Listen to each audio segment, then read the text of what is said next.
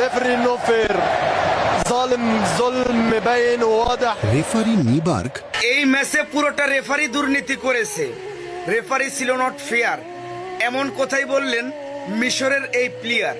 তারা যখন মাঠে ছিল তারা খুব ভালো করেই জানে যে তাদের সাথে রেফারি কে কত রকম দুর্নীতি ও দুর্ব্যবহার করেছে। মেসি বা আর্জেন্টিনার কোনো প্লেয়ারের গায়ে ঠোকানা লাগতেই ফাউল ধরে, মিশরের প্লেয়ারদেরকে মাইরে শোয়ায় দিলেও রেফারি সেখানে চোখও যায় না। তাই আজকের এই খেলাতে যেটা হয়েছে সেটা পাবলিক খুব ভালো করেই জানে। এত লাফালাফি করার কিছু নাই, এটা কিন্তু আর্জেন্টিনা খেলে জিতে নাই, পুরা দুর্নীতি করে জিতেছে। ريفري نو فير ظالم ظلم مبين وواضح রেফারি নিবার্গ এই ম্যাচে পুরোটা রেফারি দুর্নীতি করেছে, রেফারি ছিল নট ফেয়ার, এমন কথাই বললেন মিশরের এই প্লেয়ার।